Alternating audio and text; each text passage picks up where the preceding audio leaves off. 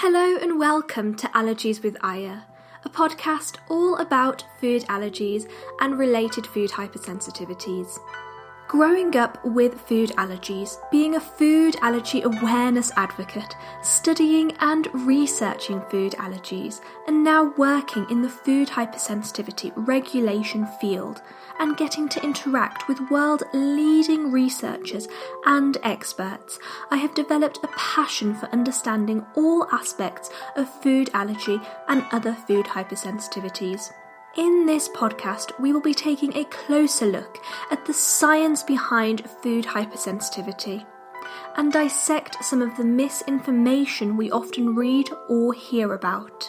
We will also hear stories from people with lived experience. My aim is to create a scientifically curious community and to get you interested in the science behind food allergies and other food hypersensitivities.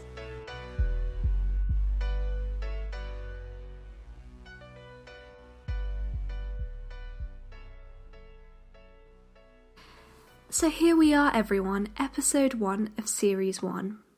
In this episode I wanted to introduce myself to you, so you can get to know me better and so you can understand what really drives my passion for understanding food hypersensitivity. Now, food hypersensitivity is an umbrella term, and I will be using it to refer to a variety of different food allergic disorders, for example IgE-mediated food allergy, food intolerances and celiac disease. Now, in this episode, you will hear my story of how I found out that I had food allergies and how having food allergies, which some may think is quite limiting, and especially as a child, I definitely hated my food allergies, but how actually having food allergies propelled me to pursue a career that I now love, and how having food allergies has helped me find a part of my identity and has given me a purpose. And so that's what I really wanted to share with you today. So I was roughly around 3 years old when my mom discovered that I had food allergies. My mom and her friend were in the kitchen at the time, and they were eating and chatting, and one of the things that they were eating was kiwi fruit. Now, as a child, I was quite curious, and I basically just wanted to eat everything my mom was eating, and so I was just pointing at this kiwi fruit, I want to eat some of it. And so my mom gave me some of this kiwi fruit. However, instantly, within 2 minutes of eating this kiwi fruit, I started to develop symptoms of an allergic reaction. My lips started to swell, my face went blotchy, my skin started to itch and a rash developed. My mom, of course, was worried and she was panicking. She didn't really understand what was going on, but her friend luckily understood that I was having an allergic reaction. And luckily her friend actually had antihistamine syrup on her. And so I was given this antihistamine syrup, and my reaction luckily subsided. Later my mom took me to the GP and they referred me on to a clinic to do some skin prick testing, which is a type of sensitization test. There I was diagnosed with probable food allergy to tree nuts, peanuts, sesame seeds, kiwis and eggs. My egg allergy actually went away as I grew older, but the remaining allergies persisted. Actually, when I grew older, my allergies became more severe and I developed more food allergies. At the time, my allergies were actually said to be quite mild, and I was just given antihistamine syrup to carry around. Later, though, as I got older, I was actually given an EpiPen. Now, what was really strange was that me and my cousin both had the same food allergies. My cousin was actually born just a few months after I was born, and he was diagnosed at a much earlier stage in life. He was actually diagnosed with much more severe allergies than I was, but nevertheless he had the same food allergies that I did. Me and my cousin were the first generation to be born in the UK. And of course this made my parents and my auntie and uncle very curious. I remember them as children talking about why me and my cousin both have these allergies. They would often read things online and postulate their own hypotheses as to why me and my cousin have food allergies. And these ideas ranged from us being born in the UK and the change in environment that it could have caused it, Or, for example, the fact that my mom didn't eat nuts while she was pregnant, or that both parents have eczema, and then this could have increased the chance of us having allergies. They would also read things like the hygiene hypothesis and make assumptions about their excessive cleaning habits being linked to increasing the risk of me and my cousin developing food allergies. So as you can imagine, as a child, I grew up around these discussions, and this made me increasingly curious. I was also really nosy and just really, really scientifically curious. I remember my dad often would buy me books on scientific facts, such as the Big Book of Knowledge, and I would read through this, especially the parts on animals and space. And this just made me really scientifically curious as a child, and really just propelled my interest in why I have food allergies and really trying to understand the root cause of it. Later on, my other cousin was born, my second cousin, and he was diagnosed with asthma. This made me even more curious. Why is it that all my family members thus far are being born with some sort of allergic condition? Asthma is an atopic condition that is very closely linked to food allergy. And so growing up, I constantly had this fascination at the back of my mind. When I was in year 11, we learnt about DNA in biology. And I loved biology, and I was mesmerised by DNA and how genes are the building blocks of life. That summer, I decided to do some work experience in a hospital because of my love for biology. And I followed an immunologist around because of my love for immunology and food allergies. And I observed an allergy nurse conducting immunotherapy. I decided to take biology, chemistry and psychology in my A-levels after this experience in the hospital. And during my A-levels, I learnt even more about genetics.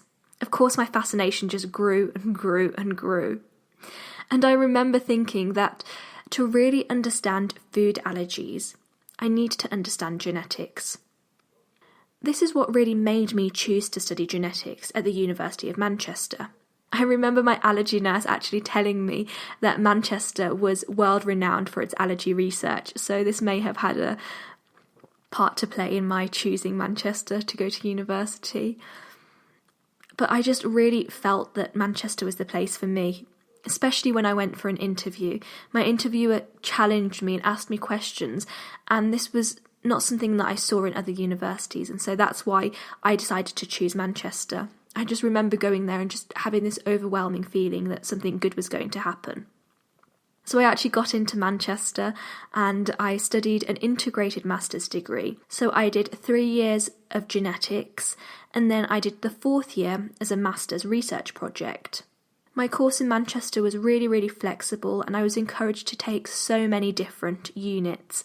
I took optional units such as immunology and haematology so I could really understand the immune system and the mechanisms underlying an allergic reaction. In our 3rd year, we were given a list of possible supervisors.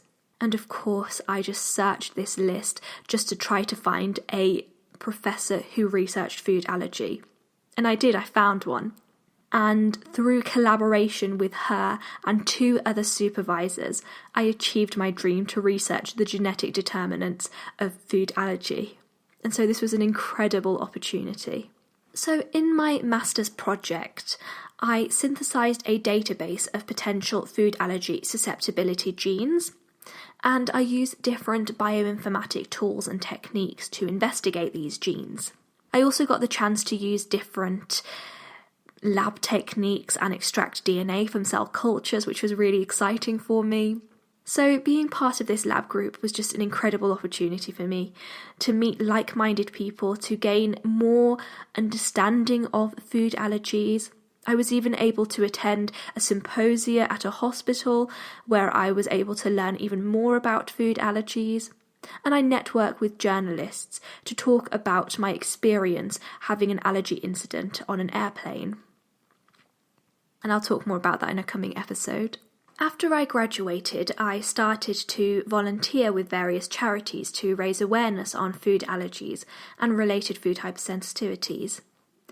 I also got a job in the allergy field, And what I love about my job is that I am fully immersed in the science, but also I am able to help people who have food allergies to make their lives safer and easier.